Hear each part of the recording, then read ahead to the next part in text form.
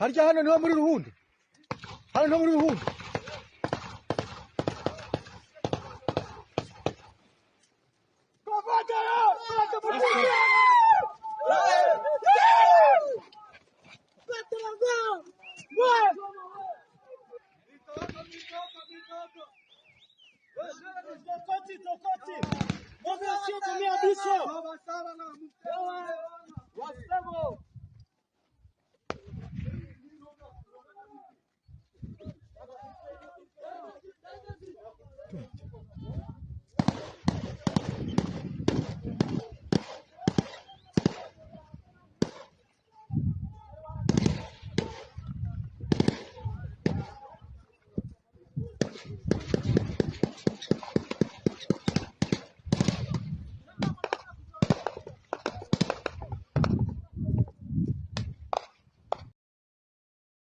Ni Anda TV Rwanda ukomeje n'ubundi gukurikira aho tukugezaho amakuru nyine aba yihuta utasanga handi amakuru tuba twakoreye ubusesenguzi n'ubworangingo tukakugezaho ameze neza cyane mu buryo bwihuse kandi ubutabona ahabonetse ahari hose usibye hano kuri Anda TV Rwanda.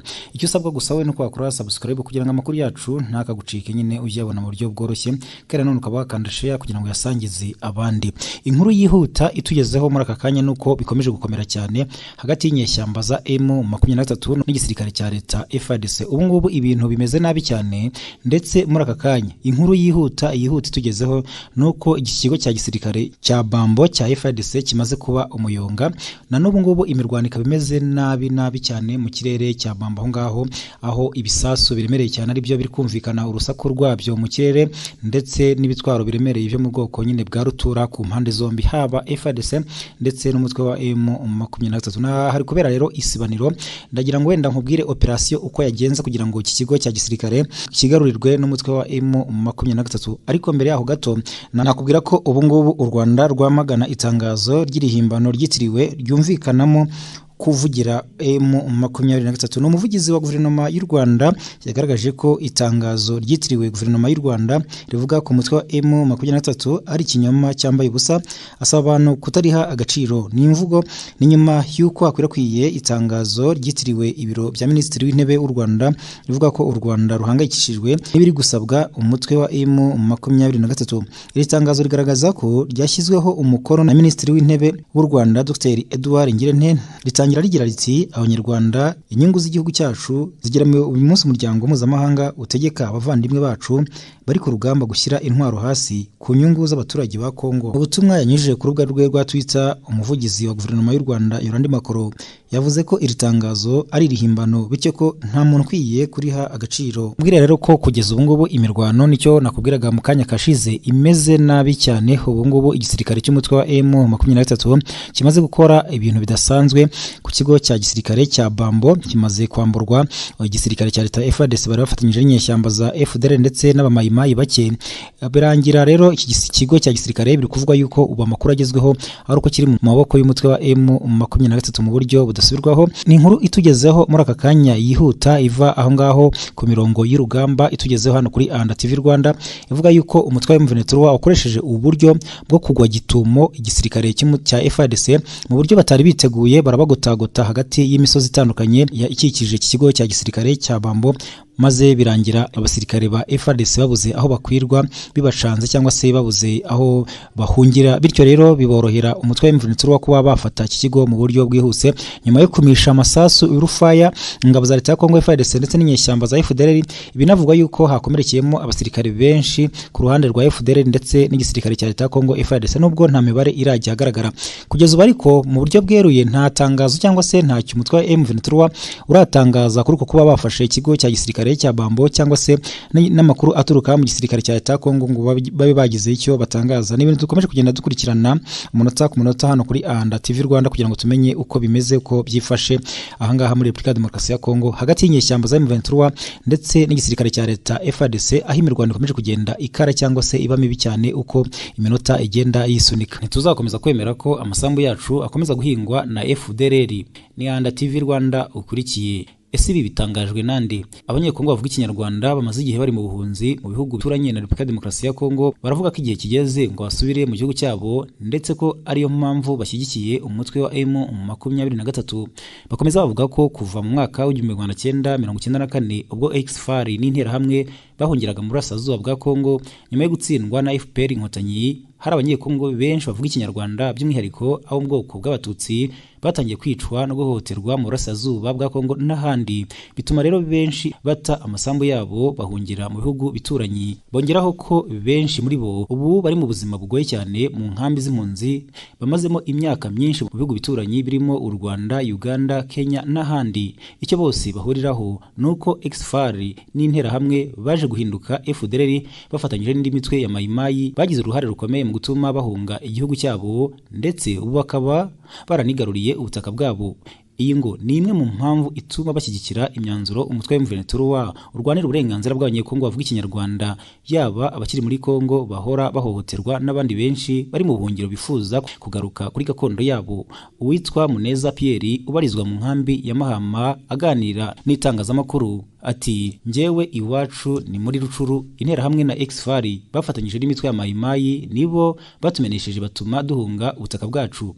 Njye n'umuryango wanjye tumaze imyaka igera muri 24 tuba mu nkambi hano mu Rwanda, kandi ubuzima ntibuba bworoshye. Niyo mpamvu dushyigikiye M23 kuko iharanira ko dutaha tugasubira kuri gakondo yacu no mu masambu yacu yigaruriwe na FDLR na za Mayimayi. Bakomeza bavuga ko batazakomeza kwemera ko FDLR igizwe n'abasize bakoze jenoside yakorewe abatutsi mu Rwanda mu 1994 hamwe n'indi mitwe ya Mayimayi yo mu bwoko bw'abahunde, abarega, ababembe n'abandi bakomeza kwigarurira amasambu n'imitungo yabo mu gihe bo bakomeje kwicwa kwicira isazi mu jisho mu nkambi bamazemo imyaka myinshi mu bihugu bituranyi.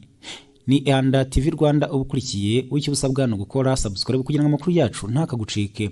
Inyeshyamba za FDLR muri iyi minsi kuva aho turage bagiye basaba umutwe wa M23 kotsa igitutu kuri izi nyeshyamba, ibintu byarushijeho kuba bibi cyane kuko inyeshyamba za FDLR zanatakaje ibirindiro byazo birahitwa Tongo yewe na Rugari, aho bari bamaze imyaka hose irenga 15 bahagenzura ari naho bakura imibereho ndetse n'ubundi butunzi.